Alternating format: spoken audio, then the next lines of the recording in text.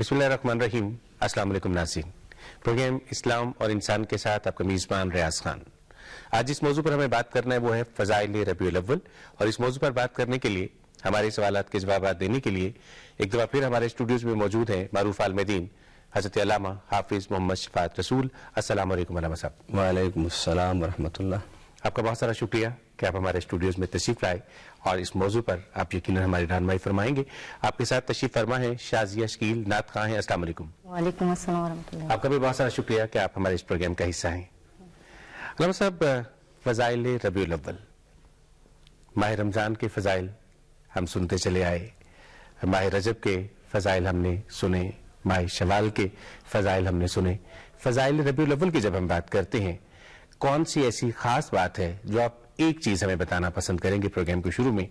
खास चीज रबीउल अव्वल के हवाले से, अल्लाह ताला के खास फजल के हवाले से? फजीलत के दो माना हैं। एक माना फजीलत का खूबी है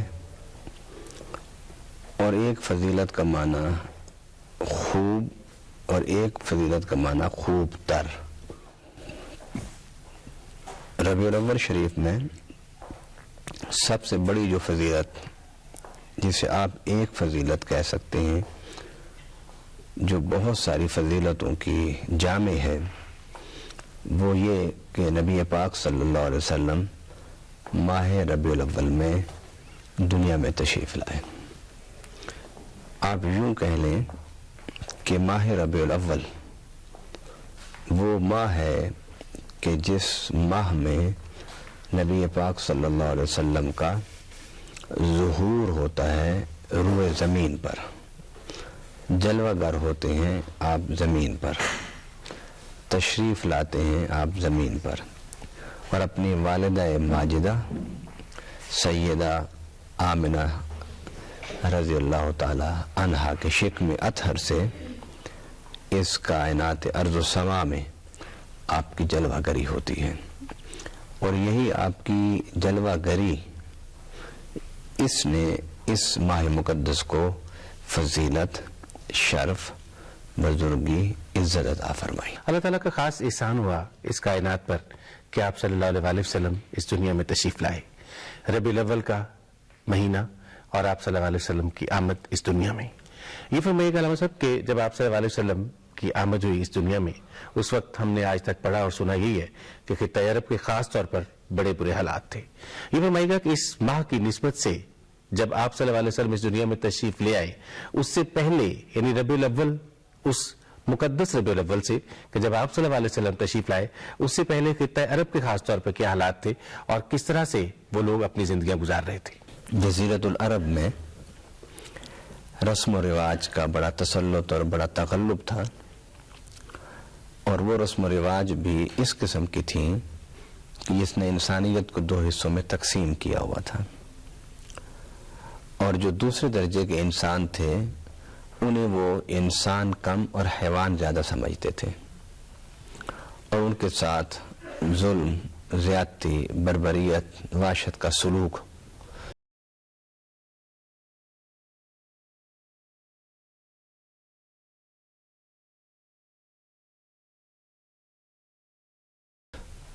वो उनका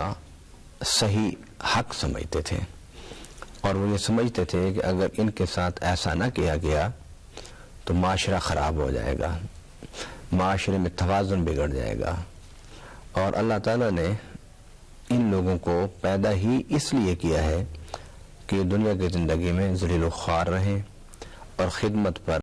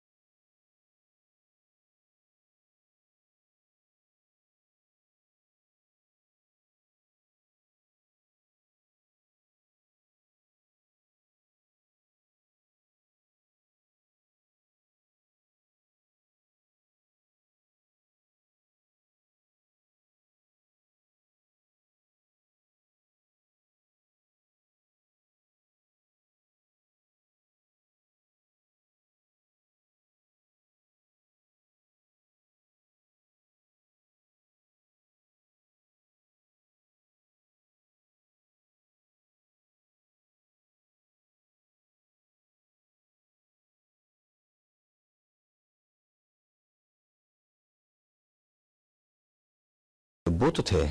وہ اوندھے منہ گر گئے، اور آتش کدہ ایران جو 1000 سال سے جس کی آگ نہیں بجھی تھی، جب نبی صلی اللہ علیہ وسلم کی ولادت ہوئی تو آگ بجھ گئی، اور کسرا جو بادشاہ تھا اس کے محل کے جو کنگن تھے وہ ٹوٹ کے نیچے گر گئے۔ علامہ صاحب، یہ بڑی حقائق ہیں جو آپ بیان کر رہے ہیں، اور یہ حقائق ہم اسی طرح سے دیکھ سکتے ہیں کہ ربیع الاول کا مہینہ اور اس کی فضیلت اس دور کے لوگوں نے بھی اس کا مطلب دیکھی جب آپ صلی اللہ علیہ وسلم اس دنیا میں تشریف لائے۔ آپ نے 3-4 چیزوں کا اشارہ کیا، اس کے علاوہ ان جنرل جو عام لوگ تھے، جو عوام تھے، انہیں کیا تبدیلی نظر آئی، انہیں کیا تبدیلی محسوس ہوئی کہ آپ صلی اللہ علیہ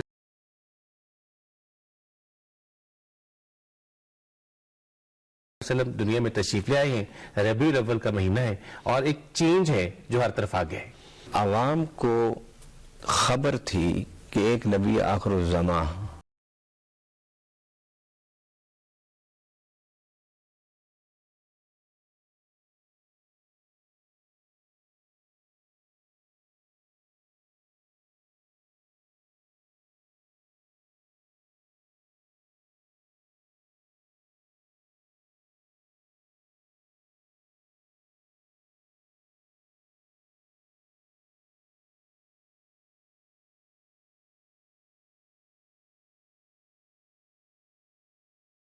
ہے،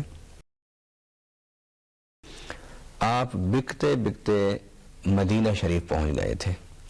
جب وہ مدینہ شریف میں بیچے گئے تو انہوں نے اللہ سے دعا کی کہ میں اس جگہ پہنچ گیا ہوں کہ جس جگہ تیرے آخری پیغمبر نے جلوہ گری فرمانی ہے، اور وہ شکر ادا کرتے تھے کہ اللہ تعالیٰ نے مجھے مدینہ میں آخری بار فروخت کیا۔ مجھے پورے عالم میں ایک شور تھا، اور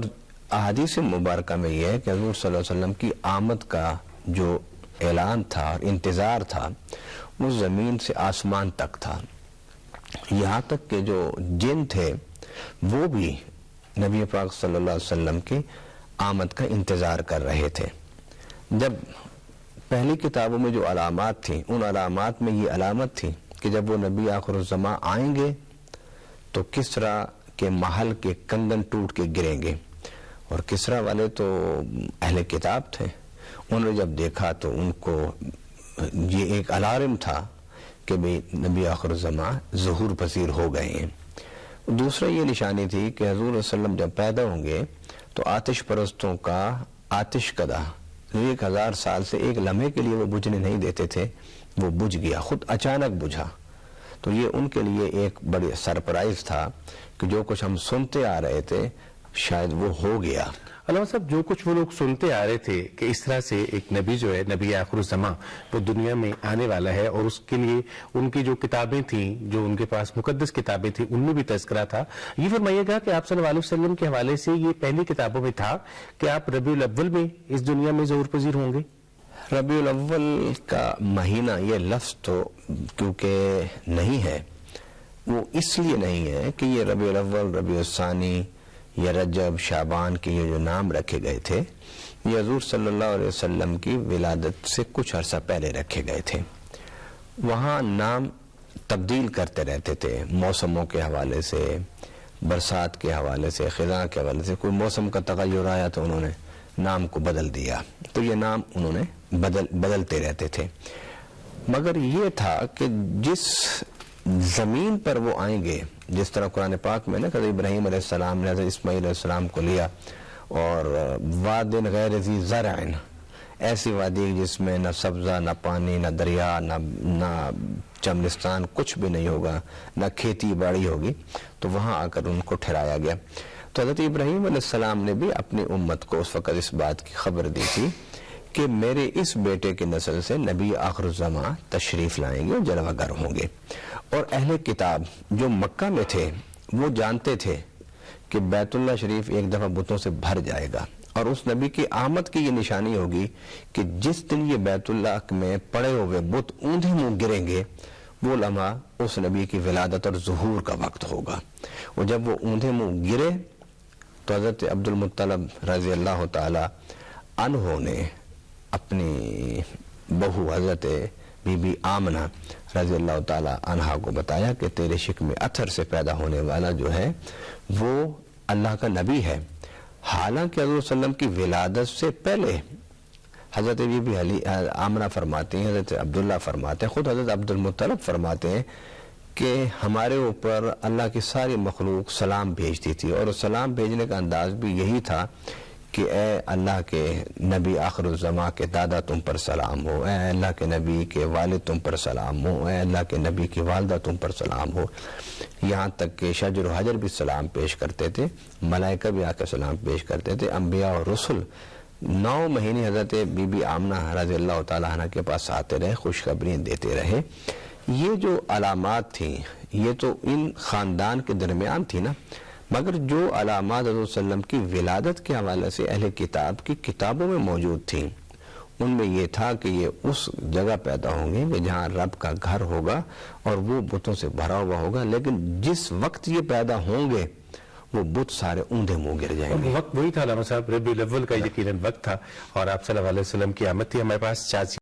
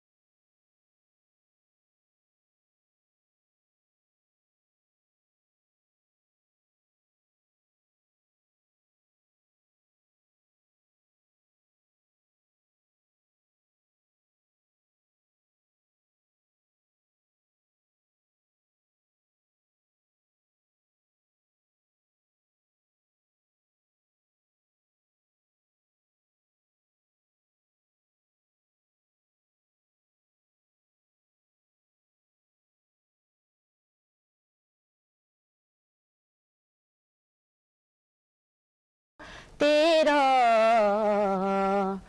دستگیری میری تنہائی کی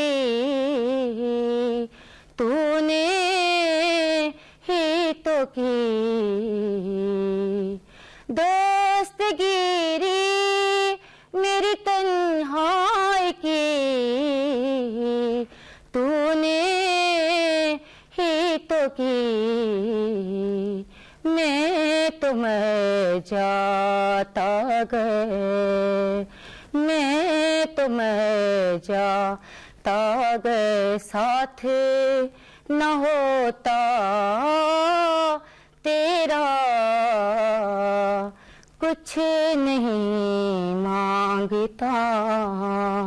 شاہوں سے یہ شیدا تیرا۔ بہت شکریہ شازیہ اسکیل آپ کا، اور آپ سے ملتے ہیں ایک بہت مختصر وقفے کے بعد۔